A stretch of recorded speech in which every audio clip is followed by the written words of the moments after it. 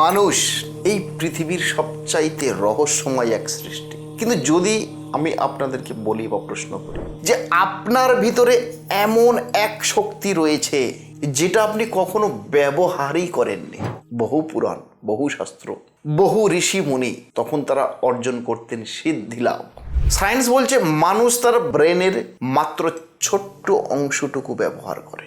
তাহলে দর্শক বন্ধু, অলৌকিক শক্তি কি সত্যি আদৌ আছে, নাকি সবটাই মানুষের মস্তিষ্কের খেলা?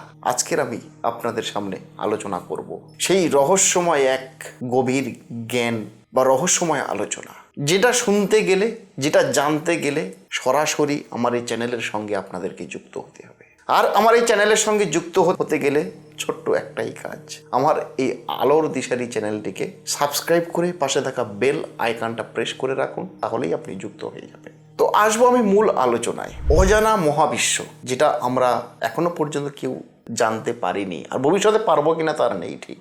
কারণ মানুষের মস্তিষ্ক, প্রতিটা মানুষের মস্তিষ্ক প্রায় 86 বিলিয়ন নিউরন দিয়ে তৈরি। এটা এতটাই শক্তিশালী যে এটা পুরো একটা মহাবিশ্বের মতো কাজ করে। কিন্তু প্রশ্ন হলো, আমরা কি এর পুরো ক্ষমতার ব্যবহার কি আমরা করি? আদৌ আমরা করি? অনেকে বলছেন সারা জীবনে একটা মানুষ মাত্র 10% ব্রেনের ব্যবহার করে। এটাকে বিভিন্ন মানুষ বিভিন্ন রকমভাবে ব্যাখ্যা দিতে পারে। অনেকে বলতে পারে এটা পুরোপুরি সত্যি নয়, অনেকে আবার মনে করতে পারেন এটা সত্য।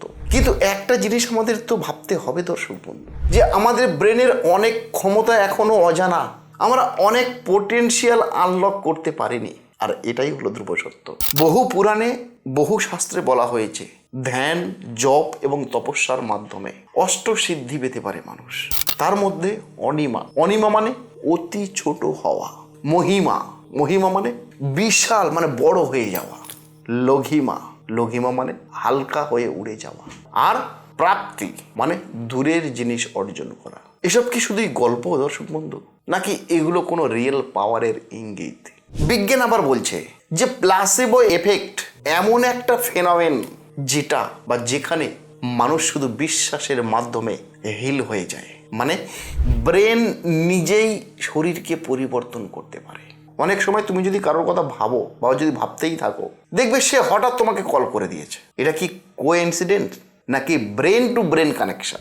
আমাদের প্রতিটা মানুষের ব্রেন বিভিন্ন ফ্রিকোয়েন্সিতে কাজ করে। তার মধ্যে একটা আছে আলফা, যে কিনা ইন্ডিকেশন দেয় রিল্যাক্সেশন, বিটা যে কিনা ইন্ডিকেশন দেয় অ্যাক্টিভ থিঙ্কিং, থিটা যে ইন্ডিকেশন দেয় ডিপ মেডিটেশন, আর ডেল্টা যে ইন্ডিকেশন দেয় ডিপ স্লিপ। ধ্যান করলে থিটা স্টেটে পৌঁছে যায়, যেখানে মানুষ সম্পূর্ণরূপে অদ্ভুত রকমের অভিজ্ঞতা পায়। পৃথিবীতে এমন অনেক ঘটনা আছে দর্শক বন্ধু, দেখবেন কেউ হঠাৎ এক্সট্রা অর্ডিনারি স্ট্রেংথ পেয়ে গেছে, কেউ ফিউচার প্রেডিক্টেড করতে পারছে, কেউ পেইন ফিল করে না। এগুলো কি অলৌকিক, নাকি ব্রেনের হিডেন মোড? এগুলো বিজ্ঞান বা সায়েন্স প্রমাণ করেছে মেডিটেশন হলো ব্রেনের স্ট্রাকচার বদলে দেয়।